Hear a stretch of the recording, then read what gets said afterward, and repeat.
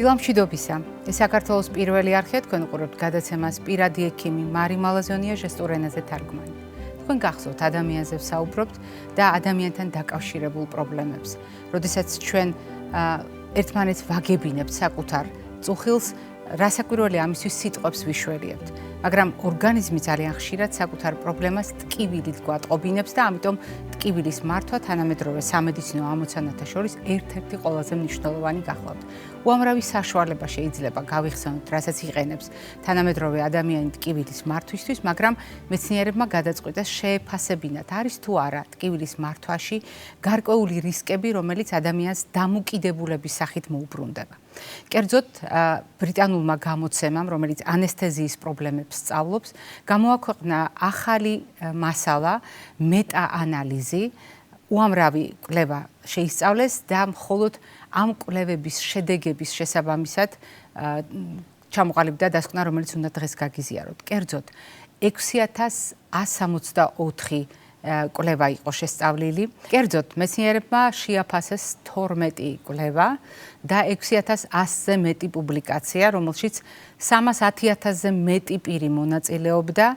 მემხედველობაში მაქვს ის ადამიანები, რომელთაც ტკივილის გამო სხვადასხვა მეთოდის გამოყენება სჭირდებოდათ ამ ტკივილის მართვისთვის და როდესაც დააჯგუფეს შედეგები, როგორი იყო სხვადასხვა საშუალების გამოყენებასთან დაკავშირებით, აღმოაჩინეს, რომ ეგრეთ წოდებული იატროგენული ოპიოიდური დამოკიდებულება 5%-მდე მაჩვენებელს ადასტურებდა. ეს იმას ნიშნავს, რომ ჩვენ აუცილებლად უნდა გავიხსენოთ, რა არის იატროგენია, ანუ როდესაც ესა თუ ის გადაწყვეტილება მედიკოსის მიერ მიღებული, ან ადამიანის ჯანმრთელობისათვის, ან მკურნალობისათვის მიღებული გადაწყვეტილება შეიძლება აღმოჩნდეს არასათანადო, უფრო მეტიც დამაზიანებელი თვითონ პაციენტისათვის და სწორედ იატროგენიით გამოწვეული ოპიოიდური დამოკიდებულება გამოკვლეულ პირთა შორის აღმოჩნდა დაახლოებით 5%.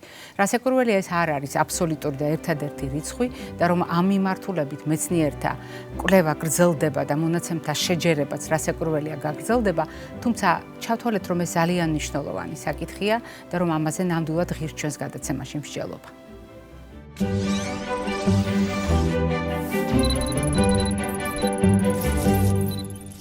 როდესაც ადამიანზე ვსაუბრობთ, ჩვენ ყოველთვის ვიხსენებთ სხვადასხვა თარიღს იმისთვის, რომ ამა თუ იმ პრობლემის ცნობადობა გაიზარდოს ჩვენ საზოგადოებაში. და ამას ვაკეთებთ ერთადერთი მიზნით, რომ ადამიანის სიცოცხლის ხანგრძლივობა და ცხოვრების ხარისხი ნაკლებად დაზარალდეს. განსაკუთრებით მაშინ, როდესაც საუბრობთ არა უბრალოდ დაავადებაზე, არამედ საუბრობთ ცხოვრების წესზე. ცხოვრების წესზე, რომელიც არა მხოლოდ ერთ ადამიანს, არამედ ხშირად ოჯახს და მთლიანად საზოგადოებას ეხება. დღეს ნარკომანიასთან ბრძოლის საერთაშორისო დღე გახლავთ, რაც იმას ნიშნავს, რომ ჩვენ ვაგრძელებთ ტრადიციას და ვაგრძელებთ საუბრებს, რომელთა დამსახურებით ჩვენ საზოგადოებასთან მრავალწლიანი კომუნიკაციის ფარგლებში მოვახერხეთ და მტკიცებითი მედიცინის სხვადასხვა გამოცდილება გავუზიარეთ.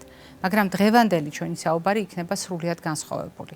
განსხვავებული თუნდაც იმიტომ, რომ ჩვენ საუბრობთ სამედიცინო რისკებზე და სამედიცინო პერსონალის გადაწყვეტილებასთან დაკავშირებულ რისკებზე ნარკომანიასთან მიმართებაში. რატომ არის ეს ასე აქტუალური? ჩვენ სიახლეში უკვე ვისაუბრეთ ამის შესახებ, თუმცა არის თუ არა ჩვენს რეალობაში ეს აქტუალური პრობლემა და როგორ შეიძლება მას სხვადასხვა გზით მოუძებნოთ გადაჭრის საშუალება, ამაზე ვისაუბრებთ ჩვენი გადაცემის მეგობართან და დღევანდელ სტუმართან ერთად, რომელიც გახლავთ თბილისის სახელმწიფო სამედიცინო უნივერსიტეტის პროფესორი, ექიმი ფსიქიატრი, ნარკოლოგი, მედიცინის მეცნიერებათა დოქტორი, ქალბატონი ხათუნა თოდაძე. დილამშვიდობისა ხათუნა. გამარჯობა. ჩვენ ძალიან დიდი ხანია თანამშრომლობთ, მეგობრობთ და რაც მთავარია, ძალიან დიდი ხანია ამ თარიღთან დაკავშირებით ვიკრიბებით. და ეს არის ის ტრადიცია, რომელიც წლების მანძილზე არ დაგვირღვევია და გვაქვს საშუალება ყოველთვის, ყოველწლიურად რა აქვს ახალი მედიცინას ამ თემასთან დაკავშირებით ის ფაქტები გაუზიაროთ საზოგადოებას. შეიძლება ჩვენი მაყურებლისათვის უჩვეულოდ ჟღერდეს იატროგენია, მაგრამ მას შემდეგ რაც განმარტება მოისმინა და კიდევ ერთხელ ვისაუბრებთ ამაზე, აუცილებლად მოგვიწევს იმის ახსნაც, რატომ არის ასე საყურადღებო დღეს ეს თემა და რატომ დაიწყო ისევ სამედიცინო საზოგადოებამ ამ პრობლემის მოწესრიგებაზე ზრუნვა. დიდი მადლობა ქალბატონო მარი, ეს ძალიან მნიშვნელოვანი საკითხი რომ წამოწიეთ დღეს. იატროგენული ნარკომანია, ან უფრო სწორი იქნებოდა ალბათ იატროგენული ადიქცია, ძალიან დამოკიდებულება. ეს საკმაოდ ძველი პრობლემა არ არის ახალი და აი ეს ტერმინი დიდი ხანია გამოიყენება. თუმცა ბოლო წლებში თავიდან გახდა აქტუალური, ვინაიდან მთელ რიგ ქვეყნებში და აქ განსაკუთრებით ხაზი მინდა გავუსვა ამერიკის შეერთებულ შტატებს, ბოლო 15 წლის განმავლობაში დადგა პრობლემა სწორედ ექიმის მიერ გამოწერილი ოპიოიდების მავნე-მოხმარების მატებასთან დაკავშირებით, რამაც გამოიწვია დამოკიდებულება და რაც ყველაზე უფრო თვალშისაცემი იყო და რამაც რის გამოც ეს ზარი შემოკრეს, ასე ვთქვათ, საზოგადოებრივი ჯანდაცვის წარმომადგენლებმა, გახდათ ის, რომ ზედოზირება ოპიოიდური ნარკოტიკების გამოყენებით გაიზარდა, ძალიან მნიშვნელოვან ციფრებს მიაღწია და აი ამ საკითხის კვლევის დროს აღმოჩნდა, რომ გარკვეული წვლილი ჰქონია სწორედ ექიმის მიერ დანიშნულ ოპიოიდურ ნარკოტიკებს. თუმცა ჩვენ როდესაც იატროგენიაზე საუბრობთ დამოკიდებულების ჭრილში, არა, ამ შემთხვევაში რა თქმა უნდა მხოლოდ ოპიოიდებს არ გულისხმობთ, აქ უნდა მოვიაზროთ ასევე სტიმულატორები და რაც ყველაზე უფრო მეტად არის გავრცელებული, მაინც ეს გახლავთ ეგრეთ წოდებული დამამშვიდებელი პრეპარატები, რომელთა მოხმარებაც საკმაოდ გავრცელებულია და საქართველოს არის ერთ-ერთი მაგალითი ამისა.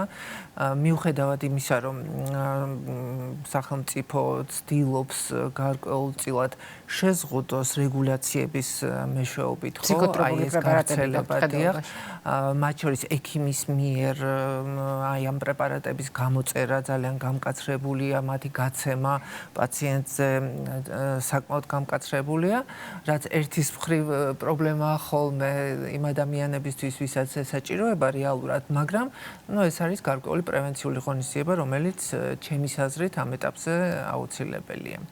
როდესაც თქვენ ახსენეთ ექიმის მიერ გამოწერილი, ჩვენ მაყურებელს აუცილებლად უნდა განვმარტოთ.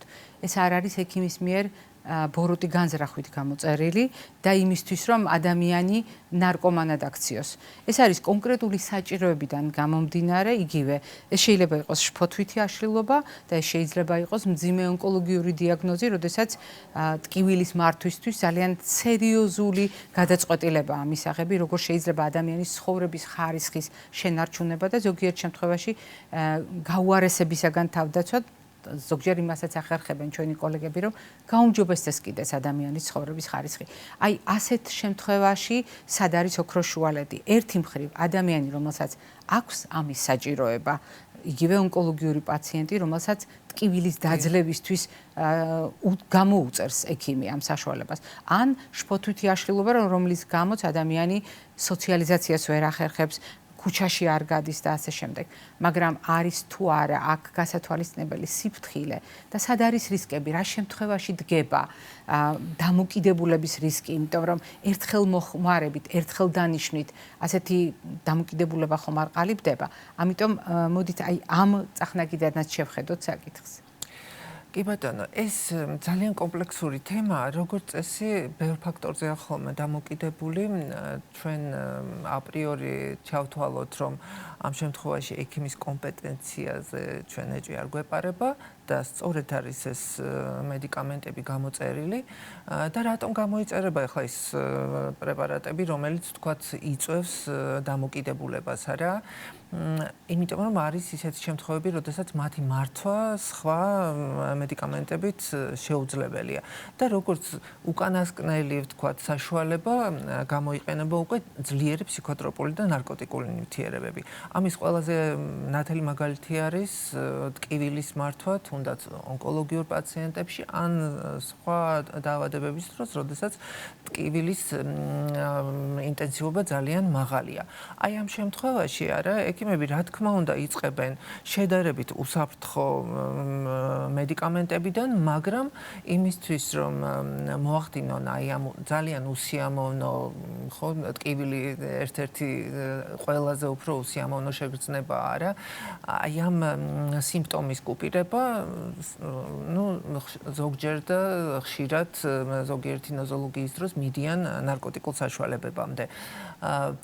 და აი ამ შემთხვევაში ჩვენ ამას ალბათ უნდა შევხედოთ ასე, რომ კი დამოკიდებულების გარკვეული სიმპტომები შეიძლება გამოჩნდეს, მაგრამ ეს არის ასე ვთქვათ რისკის და სარგებლის საწონვა, დიახ, და ამ შემთხვევაში რა თქმა უნდა პირველ რიგში ყველაზე მთავარი გახლავთ ის, რომ პაციენტს აი ეს უსიამოვნო შეგრძნებები, ტკივილი, ეს ყველაფერი კუპირებული ქონდეს.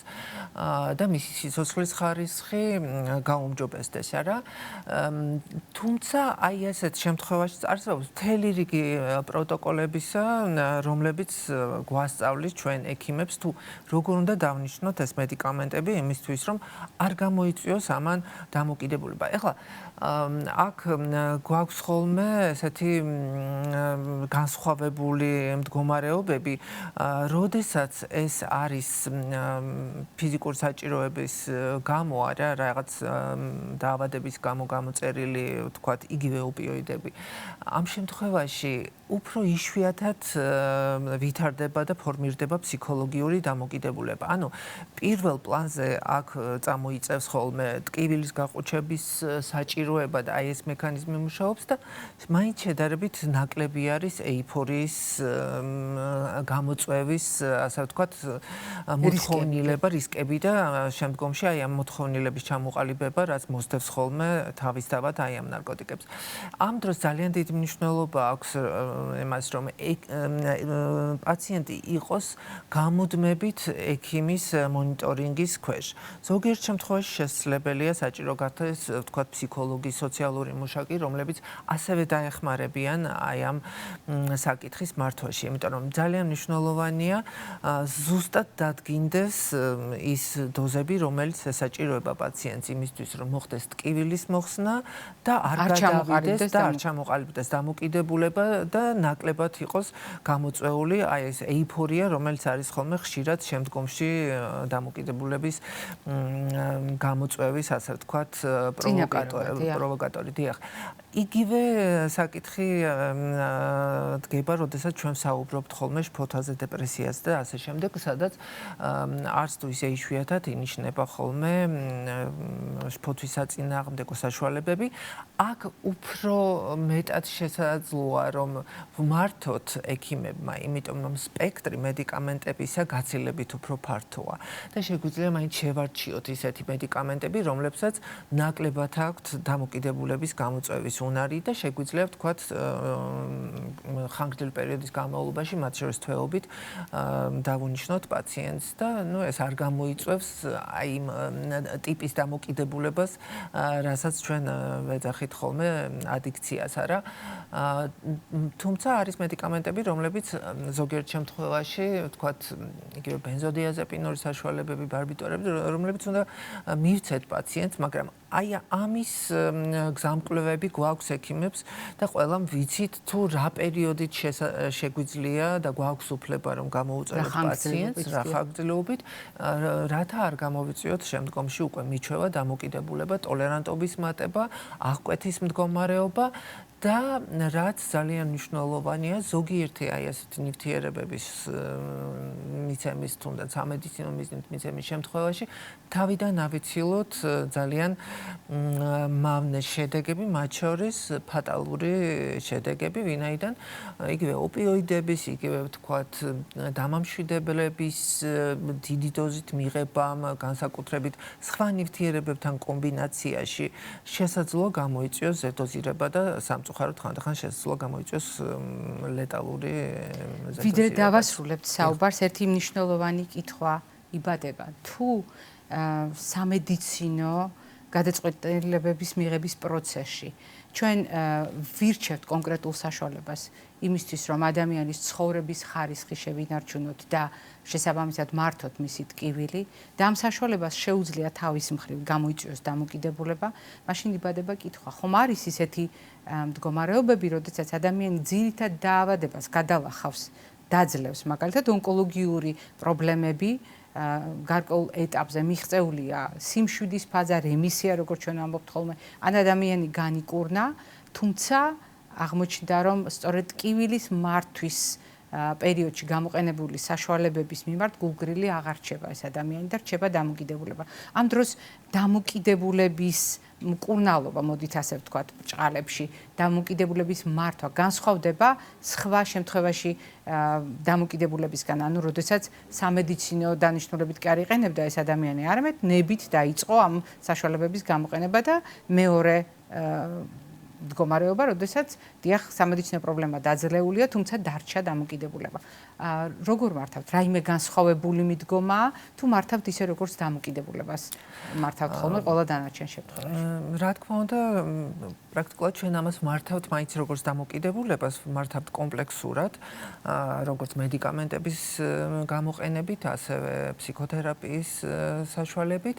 თუმცა უნდა მოგახსენოთ, რომ იმ შემთხვევებში, როდესაც ეს დამოკიდებულება არის როგორც გარკვეული მეორადი, აი გვერდითი მოვლენა, ხო, მკურნალობისა და განსაკუთრებით თუ ჩვენ ვართ ახლა იმ ეტაპზე, როდესაც ის ძირითადი დაავადება დამარცხებულია, ან ხანდახან არის 1000 ერთხელ, რომ რაღაცა შეცდომაც ხდება ხოლმე და აღმოჩნდება, რომ შესაძლოა დიაგნოზიც არ იყო თავის დროზე სწორად დასმული, იმიტომ რომ არის ძალიან რთული შემთხვევები მოგეხსენებათ. მაგრამ აი ასე დროს, როდესაც ეს არის გვერდითი მოვლენა მაინც არა, მაინც გაცილებით უფრო მარტივი არის მართვა და პროგნოზი გაცილებით უკეთესი გვაქვს, ვიდრე იმ შემთხვევებში, როდესაც ეს ეიფორიის მიზნით იწყება ხოლმე, თუმცა აი ამ მეორე შემთხვევაშიც ძალიან კარგი გამოცდილება გვაქვს ისეთ დროს, როდესაც პაციენტს უნდა გამოჯანმრთელება, მის ახლობლებს უნდათ მისი გამოჯანმრთელება, ხელს უწყობენ ყველანაირად და აი ეს ალიანსი პაციენტის პიროვნების, მისი ოჯახის წევრების, ახლობლების და ექიმების, ფსიქოლოგების შედგება და როგორც წესი ეს ყოველთვის წარმატებულია ხოლმე. ხათუნა ძალიან დიდი მადლობა მრავალწლიანი მეგობრობისთვის, თანამშრომლობისთვის და იმისთვის, რომ ჩვენ ამ ტრადიციას არ ვარღვევთ და ნარკომანიასთან ბრძოლის საერთაშორისო დღეს ყოველთვის ვპოულობთ სათქმელს, რომელიც ძალიან აქტუალურია იმ მომენტისთვის, ჩვენი საზოგადოებისთვის და დღევანდელი საუბარი მე ვფიქრობ არ არის გამონაკლისი, იმიტომ რომ ძალიან ძნელად წარმოუდგენია ალბათ ფართო საზოგადოებას, რატომ შეიძლება ექიმის გადაწყვეტილება და ექიმის მიერ კეთილი განზრახვით დანიშნული ესა თუ ის საშუალება ტკივილის მოსახსნელად მოგვიანებით აღმოჩნდეს ადამიანის დამოკიდებულების წინაპირობა. მე მადლობას მოგახსენებთ კიდევ ერთხელ, მაყურებელს შევახსენებთ დღევანდელი ჩვენი გადაცემის სტუმარი გახლდათ თბილისის სახელმწიფო სამედიცინო უნივერსიტეტის პროფესორი, ექიმი, ფსიქიატრი, ნარკოლოგი, მედიცინის მეცნიერებათა დოქტორი ქალბატონი ხათუნა თოდაძე. მე არ გემშვიდობებით, წინ კვებითი შუქნიშანი გველოდება.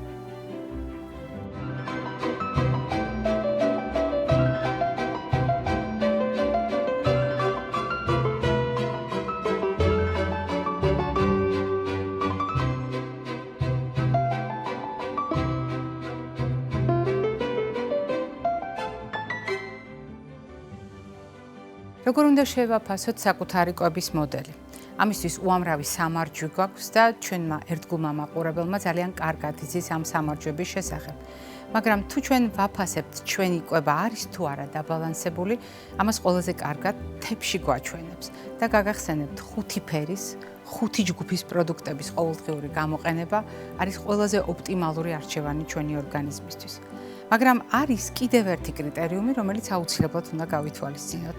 და ეს კრიტერიუმი არის ძალიან მარტივი წესი აწონვისა, როდესაც ჩვენ სხეულის მასას ვიყენებთ როგორც ჩვენი ნაკვებობის შეფასების საშუალება. დიახ, სხეულის მასა შეიძლება მიგვანიშნებდეს ჩვენს ხარვეზებზე, ან პირიქით გვარწმუნებდეს იმაში, რომ ნამდვილად სწორი არჩევანი გავაკეთეთ კვების მოდელთან დაკავშირებით. მაგალითად, როდესაც წონის მატებაზე ვსაუბრობთ, აუცილებლად უნდა დავფიქრდეთ, ეს რას უკავშირდება. მაგალითად, ძილის ფაქტორები, მაგალითად, სტრესის მართვის თავისებურება, ფიზიკური აქტივობის ხარვეზი, კომუნიკაციასთან დაკავშირებული ხარვეზები, ან უამრავი სხვა ფაქტორი ჩვენი ცხოვრების წესზე შეიძლება იყოს ბრალდებული ჭარბი წონის განვითარებაში და არა მხოლოდ კვება. მაგრამ თუ ჭარბი წონა ასოცირებულია ჩვენს დამოკიდებულებასთან კონკრეტულ ნივთიერებებზე, რასაკვირველია, აქ ბევრად უფრო ადვილია გავცეთ კითხვას პასუხი. მაგალითად, როდესაც ბრალდებული აღმოჩნდება ტკბილეული. დიახ, ტკბილეული არის სწორედ ის საკვები პროდუქტების ერთობლიობა, რომელზედაც დამოკიდებულების ჩამოყალიბება საკმაოდ ადვილად ხდება. რატომ? იმიტომ რომ ჩვენ ვიღებთ სიამოვნებას. ისევე როგორც ყველა სხვა საკვებთან დაკავშირებული ასოციაციები და ემოციები გვაქვს, აქ ეს გადამწყვეტი შეიძლება აღმოჩნდეს. განსაკუთრებულია დამოკიდებულება მაშინ, როდესაც ტკბილეულზე მოთხოვნილება ყოველდღიურია და ყოველდღიურად მზარდია. ასეთ შემთხვევაში ასაკის მიუხედავად ჩვენ გვაქვს დაუოკებელი სწრაფვა იმისთვის, რომ ჩვენს რაციონში ჩავთოთ ტკბილეული. კიდევ ერთი ფაქტორია დამოკიდებულების, რომელიც 21 საუკუნეში აღარავის უკვირს. ეს გახლავთ კოფეინზე დამოკიდებულება. რამდენი თქვენგანი ვერ წარმოიდგენს დილას ყავის გარეშე. რამდენი თქვენგანი ვერ წარმოიდგენს მთლიანად სამუშაო დღეს რამდენიმე ჭიქა ყავის გარეშე. ან რამდენიმე თქვენგანი ალბათ იმასაც ფიქრობს, შეუძლებელია ყავისა და შოკოლადის ერთმანეთისგან დაცილება და ეს სწორედ ორგანიზმისთვის კოფეინის ენაზე შეგვიძლია თარგმნოთ. მაგრამ არის ერთი დამოკიდებულება, რომელსაც რატომღაც საკვებ ნივთიერებებს არ უკავშირებენ ხოლმე. მაგალითად, ალკოჰოლი და ალკოჰოლზე დამოკიდებულება. დიახ, ეს არის ადამიანური ცხოვრების წესი, როდესაც ჩვენი დაუოკებელი სწრაფვა, ალკოჰოლ დამოკიდებული ადამიანების დაუოკებელი სწრაფვა ალკოჰოლის მოხმარებასთან მიმართებაში ხდება უამრავი პრობლემის წინაპირობა, აღარაფერს ვამბობ ჯამში, ადამიანის, ოჯახის შეცვლილ ცხოვრების წესზე. მაგრამ რატომ არის კვებითი დამოკიდებულება, ალკოჰოლ დამოკიდებულება მარტივი მიზეზის გამო? ძალიან ხშირად ჩვენ გვავიწყდება, რომ საკვები დიდი ქოლგაა, რომელიც აერთიანებს საჭმელსაც და სასმელსაც. ალკოჰოლური სასმელია, მაგრამ ალკოჰოლი არის ისეთი ფსიქოაქტიური ნივთიერება, რომელიც ენერგიით გვამარაგებს და ასეთ შემთხვევაში ყველასთვის სალანძღავი შაქარი, ანუ ნახშირწყალი 1 გრამი მხოლოდ 4 კილოკალორია ენერგიას გვაძლევს, ხოლო ალკოჰოლი, რომელიც არ განიხილება კვებით დამოკიდებულებას, 7 კალორია ენერგიას გვაძლევს, 7 კილოკალორია ენერგიას. თავად განსაჯეთ, არის თუ არა ალკოჰოლზე დამოკიდებულება კვებითი დამოკიდებულების ვერსია. მე ვფიქრობ, პასუხი თქვენ უკვე გაქვთ, მე ამით გემშვიდობებით და ტრადიციულად ჯანმრთელობას, დღეგრძელობას გისურვებთ.